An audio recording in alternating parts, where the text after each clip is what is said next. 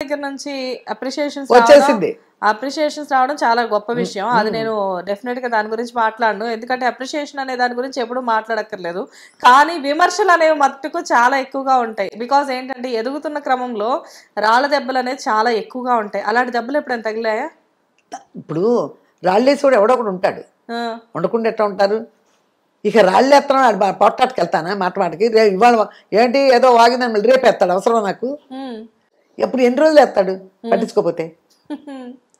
ఏదైనా కానీ ఎవరైనా మన గురించి వెనకాల మాట్లాడుకుంటున్నారు అంటే పట్టించుకోకపోవడమే. అసలు ఆనాటి నుంచి ఈనాటి వరకు నేను పట్టించుకోను అనేవాళ్ళు ఇప్పటికీ ఉన్నారు, నా వెనకాలే ఉంటారు. నా తమ్ము చాలా బాగా మాట్లాడతారు, వెనకాలే ఉంటారు. ఏదో వాళ్ళు అంటారని నాకు తెలుసు, అవి తీసుకొచ్చి చేరేసేవాళ్ళు ఉంటారు మళ్ళీ మనకి. ఇప్పుడు ఆ గ్రూపులు పోవు, ఆ గ్రూపులు మెయింటైన్ అవుతూనే ఉంటాయి ప్రపంచంలో. అవన్నీ పట్టించుకోము. ఇక ఎన్నాళ్ళు ఉంటాం, ఎన్నాళ్ళు బ్రతుకుతాం, ఏంటి గోల? ఏదో సరదాగా గడిపేద్దాం ఉన్నంతకాలం, అంతే కదా. అంటే ఈ థింకింగ్ ఎప్పటి నుంచి ఇలాగా? లైక్ అంటే ఆడవాళ్ళు అంటే డెఫినెట్గా ఎవరైనా మనల్ని ఏమైనా అన్నారు అంటే ఆ విషయాన్ని గుర్తు చేసుకొని బాధపడి ఎవరు లేని టైంలో కూర్చొని దాని గురించి డిప్రెస్ అయ్యి అలా ఉండేవాళ్ళు చాలా మంది ఉంటూ ఉంటారు. అలాంటి రోజులు ఎన్నో ఉన్నాయి నాకు. ఉన్నాయా అలాంటి రోజులు? తలడి దిళ్ళు పిల్లోస్ తడిచిపోయిన రోజులు కూడా ఉన్నాయి పక్కన ఏడ్చుకుంటూ. కానీ ఇక అదే కాదుగా, మళ్ళీ తెల్లారిందిగా. రాత్రిపూట అట్టా ఏడుపు వచ్చేసేది, అలా ఏడ్చుకుంటూ ఉండదు. అయిపోయింది ఇక తెల్లారిపోయింది. మళ్ళీ అన్ని మైండ్లో మళ్ళీ కలతలు, మీ యుద్ధం మీతో మొదలు. ఏది ఏమైనా పిల్లల్ని ఇద్దరు తీసుకో మళ్ళీ ఆ పేరు వచ్చేసిందిగా నాకు.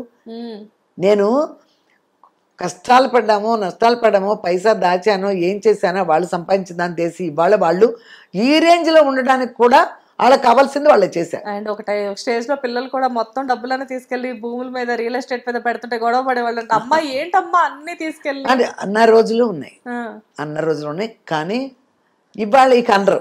ఇవాళ అసలు వాళ్ళే పెడుతున్నారు కదా తీసుకెళ్ళి డబ్బులన్నీ, అనరు. అందుకని ఇక వాళ్ళు నా పిల్లలు అంటే బాగా సిస్టమేటిక్ గానే పెంచాను. ఈ రోజుకి ఇండస్ట్రీలో ముగ్గురు మీద కూడా చిన్న ఇది లేదు. ఎవరికి ఇప్పుడు ఆడపిల్లలు ఉన్నారంటే సినిమా ఇండస్ట్రీలో బోల్డ్ మందికి బోల్డ్ అని న్యూస్లు వస్తాయి. మా పిల్లలకి తినేస్తున్నారు, లావ్ అయిపోయారు పిల్లలు అన్న పేరు వచ్చింది తప్పితే ఇంకెటువంటిది అస్సలు రాలా. వాళ్ళ తిండి వాళ్ళు తింటున్నారు, అయినా కూడా లావ్ అయిపోయారు. ఈ ఇండస్ట్రీలో పెద్ద ఇది కదా, అదే పెద్ద బ్యాడ్. లావ్ అయ్యారంటే బ్యాడ్. అవి వచ్చినాయి. సర్లే వాళ్ళు చేసినంత కాలం చేశారు. ఇప్పుడు లావైందంటే మదర్ క్యారెక్టర్స్కి ఇవిడికేం బాధలేదు. ఆవిడ పెళ్ళయిందా మానేసేసింది సినిమాల్లో. ఈ లావయ్యి గోలంతా నాకెందుకు, వాళ్ళన్నా వీళ్ళన్నా అని చెప్పి ఆవిడ మానేసింది. అసలు రవళి గారు కనపడదు అసలు. ఎక్కడ మొన్న ఒక్క రోజు అనుకుంటా కృష్ణారెడ్డి గారు బర్త్డేకి వచ్చింది. దానికే రాజేంద్ర ప్రసాద్ ఏంటి గుండ్రంగా అయిపోయాం అందులో. నా వ్యూవర్స్ ఎంతమంది అడిగారు ఏంటి రాజేంద్ర ప్రసాద్ గారు అంటే రవళి గారిని ఏమంటాం అమ్మా, ఒక ఇండస్ట్రీలో ఉన్నాం కదా, ఆ తోడు నీడలాగా ఉంటాం అంత జోకులుగా కూడా అంటారు. అవన్నీ పట్టించుకోవాలి. ఆవిడ చాలా చిన్నది. ఆయన సినిమాల్లోనే ఫస్ట్ అలీబాబా, అందుకని అవన్నీ అవును. సో రవళి గారు అంటే క్యూట్ గా ఉండేవాళ్ళు అసలు. ఆ పెళ్లి సందడిలో కానీ వినోదంలో కానివ్వండి. ఎస్వి కృష్ణారెడ్డి గారు, రాఘవేంద్రరావు గారే కదా ఫస్ట్ ఇంట్రడ్యూస్ చేసింది రవళి గారిని? కాదు, ఈవీవి సత్యనారాయణ గారు. అలీబాబా అరడజన్ దొంగలు. అలీబాబా అరడజన్ దొంగలు రాజేంద్ర ప్రసాద్ గారే కదా హీరో. కానీ అసలు బ్రేక్ వచ్చింది అంటే పెళ్లి సందడి తర్వాత అసలు పెళ్లి సందడి ముందే ఒకటి రిలీజ్ అయింది, అది 175 days దాసరి నారాయణరావు గారిది. ఒరే రిక్షానా ఆర్ నారాయణ మూర్తి గారు చేశారు కదా. అదే ఫస్ట్ రిలీజ్ అయింది అసలు. కానీ అసలు అందులో రవళి గారిని గుర్తుపట్టడం కష్టం, ఎందుకంటే వితౌట్ మేకప్ లంగావణిళ్ళు అంటే కొంచెం డిఫరెంట్ గా కనబడతారు అందులో. కానీ ఇదైతే అందంగా అసలు ఆ పెళ్లి సందడిలో ఆవిడ అందం, ఆ లంగావణిలు, ఆ జడ అసలు. అంటే అక్కడ హీరోయిన్ దీప్తి భట్నాగర్ గారు ఉన్నా గానీ అసలు ఈవిడికి వచ్చినంత క్రేజ్ ఆవిడకి రాలేదేమో అనిపిస్తుంది. ఎందుకంటే ఆ కట్టు బొట్టు అసలు రాఘవేంద్రరావు గారు ఒక హీరోయిన్ ఎలా చూపించాలో రవళి గారిలో అసలు మొత్తం చూపించారు. ఆనాటికి ఈనాటికి అసలు అదే లైఫ్ ఆవిడకి. అదే అవును. జామ చెట్టు పాట ఒకటి, జామ చెట్టు పాట, అది అక్క పాట, అక్క ఎవడే బాగుంటగాడు అనే పాట ఒకటి, అసలు ఆ సినిమానే భయంకర హిట్. అయితే ఇక్కడ నేను ఇంతకుముందు విజయ్ గారిని కూడా అడిగాను, నేను మిమ్మల్ని కూడా అడుగుతా ఈ టైంలో. లైక్ అంటే అప్పట్లో శ్రీకాంత్ గారి గురించి రవళి గారి గురించి చాలా రూమర్స్ క్రియేట్ అయినాయి, వాళ్ళిద్దరు పెళ్లి కూడా చేసుకుంటారు. అదే ఎందుకు వచ్చినాయో తెలీదు. అంటే అక్కడ ఏమయ్యేదంటే లైక్ ఇద్దరు కూడా వినోదం చేశారు, ఇది చేశారు, అండ్ వాళ్ళిద్దరు కాంబినేషన్ లో హిట్స్ పడ్డాయి. పడ్డాయి కదా. అప్పట్లో ఏంటంటే స్వాతి వీక్లీస్ మాత్రమే వచ్చాయి, అండ్ కొన్ని న్యూస్ పేపర్స్ లో వాటిల్లో ఏంటంటే శ్రీకాంత్ రవళి త్వరలో జంట కాపోతున్నా శ్రీకాంత్ రవళి అని చెప్పి అలా అనేవాళ్ళు. అండ్ ఊళ్ళల్లో అరుగుల మీద కూర్చొని ఆంటీలందరూ చిట్ చాట్ చేసుకునేటప్పుడు ఏంటి 2 సినిమాలు తీయగానే పెళ్లి చేసుకుంటున్నారంట అని చెప్పేసి కూడా గమ్యం అతను లేట్ చేశాడు, లేకపోతే అది కూడా భయంకర హిట్ సినిమా. 3వ సినిమా గమ్యం, అది కూడా లేట్ చేసేసుకున్నాడు అబ్బాయి. కానీ అలా అనుకునేవారంట. మా అబ్బాయి ఎదురుకుండా ఉంటే కూడా ఒరే నువ్వు అవతలకి వెళ్ళరా, ఏదైనా సీన్ చేయాలంటే కూడా రవళితో విజయ్ ఉంటే లొకేషన్లో ఒరే నువ్వు అవతల పోరా బాబు నేను సీన్ చేయాలన్నంత సిగ్గు అబ్బాయికి రవళితో. ఊహ లవ్ చేస్తున్నాడు కదా అప్పుడు. వీళ్ళు గమ్యానికి గోవా వెళ్ళారు, గోవాలో షూటింగ్. గోవా వెళ్ళినప్పుడు ఈ సీన్లు ఉన్నాయంట, జిమ్ చేసే ఉన్నాయి ఆ సినిమాలో. ఊహా ఊహా అనేవాడంట. అది ఏదో ఊ అంటారు కదా, దాని ఊహ ఊహ అంటే ఒకటే నవ్వు అంట మళ్ళీ అని. అప్పుడు డైరెక్టర్ గారు కూడా అనేవాడు బాబు అది ఆపరు బాబు ఆపండి ఆయన అది అని. ఊహతో మాట్లాడాలంటే రవళి ఫోన్ చేయాలి ఊహకి. ఓకే, వాళ్ళ అమ్మతో ఉంటది కదా ఊహ, వాళ్ళ అమ్మ ఉంటది కదా కూడా. ఇప్పుడు అబ్బాయి మాట్లాడాలి శ్రీకాంత్, అప్పుడు రవళిని తీసుకెళ్లి ఫోన్ చేయిస్తాడు.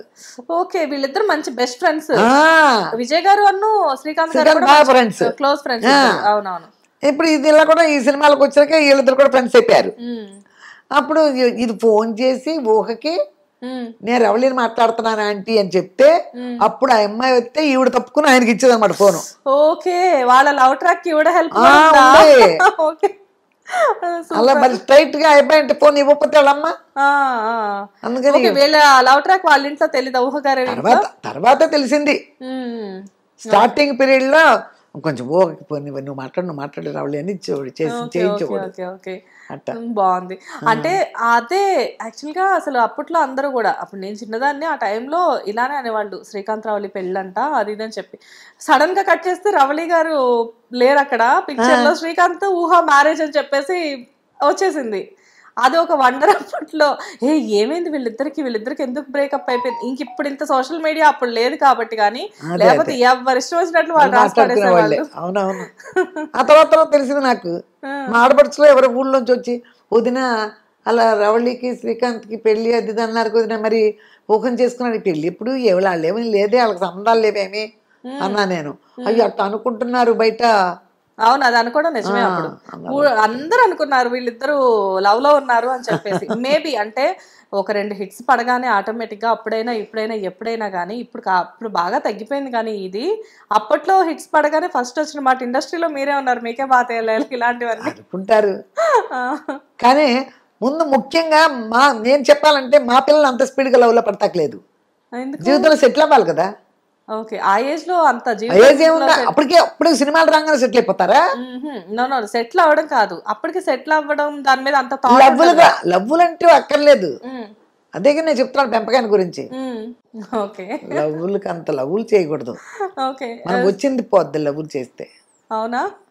మనం ఏం పెట్టుకున్నాం మైండ్ లో, సెటిల్ అవ్వాలి కదా. సెటిల్ అవ్వాలి, మంచి పేరు రావాలి. పెళ్లి సందర్లో పేరు వచ్చేసింది, వినోదంలో పేరు వచ్చేసింది, ఇక పెళ్లి చేసేసుకుందాం. అవన్నీ లవ్వులు అనేది ఎప్పుడు లేదే. అరేంజ్డ్ మ్యారేజ్ కదా? అరేంజ్డే. ఓకే, అండ్ వీళ్ళిద్దరిది మరి లవ్ మ్యారేజ్ అని విన్నాను. ఎవరిద్దరిది? ఇదే అంటారు. ఇక వాళ్ళిద్దరు ఒకే సీరియల్, ఇదే సినిమాల లాగానే అది కూడా. వాళ్ళిద్దరు ఒకే సీరియల్ చేశారు. ఆవిడ అప్పుడే స్టార్ట్ అయింది హైదరాబాద్ వచ్చి, సంఘర్షణ అనుకుంటా, దానికి స్టార్ట్ అయింది. ఫస్ట్ వైఫ్ చనిపోతే స్టార్ట్ అయింది. స్టార్ట్ అయినా అసలు మేమే కలిపాం దాని మైండ్ లోకి. ఒకవేళ వచ్చినా కూడా అది కూడా మేమే కలిపాం. ఈ అబ్బాయి బానే ఉన్నాడు, విజయ్ ఫ్రెండే జాకీ ముందే. ఈ అబ్బాయి బానే ఉన్నాడు కదా, ఏముట్లు అంటే ఒకటి అలవాటు అయితే వచ్చింది మరి.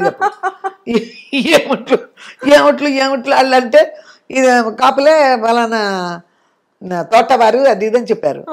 కాపులంటే మళ్ళీ ఊరేగాం. ఇక బాగానే ఉన్నాడు కాపులంట, ఇంకేముంది ప్రాబ్లము, చూస్తున్నాం కాబట్టి మేము అనుకుంటూ ఉండేవాళ్ళం బాగుంటుందేమో అన్నట్టు. అప్పుడు అబ్బాయి ఎలా అంటాడని దేవుడిని అడగటం మొదలు పెట్టాం. లొకేషన్లో ఎలా ఉంటాడు అది ఇది. బాగానే ఉంటాడు, ఆడాలంటే గౌరవంగానే ఉంటాడు అది. ఓకే, అక్కడ నుంచి అలా అసలు కదిపింది కూడా అసలు నిజంగా టీవీ ఇండస్ట్రీలో కొంత అంటే తక్కువగా లిమిటెడ్ ఎడిషన్ అన్నట్టు ఉంటారు వండర్ఫుల్ కపుల్ కొంతమంది. అందులో నంబర్ 1 ప్లేస్ లో వీళ్ళిద్దరు మాత్రం ఎప్పుడు ఉంటారు. హరితక్క జాకీ గారు అసలు వాటే కప్పులు అన్నట్టు ఉంటారు ఇద్దరు కూడా. సూపర్, అసలు చాలా బాగుంటారు. అది కూడా ఇది కూడా ఒక రకంగా నా అదృష్టమే. ఇప్పుడు ఆడపిల్లల్ని ఇస్తాం, బాగా చూసుకుని అల్లుడు వస్తే మనకు ఆ సమస్య లేదు, అస్సలు లేదు. ఇక నాకు ఎటువంటి బాధ లేదు నా మైండ్ లో. కూతుళ్ళు ఇద్దరితో ఎప్పుడైనా చెప్తారు అక్కడ కూడా మన డామినేషనేనా చెప్పేసి అంటారు. అదేమి అన్నగానే వాళ్ళు బాగా చూసుకునే వాళ్ళే దొరికారు ఇద్దరికి కూడా, అందుకని నాకేమీ టెన్షన్ లేదు.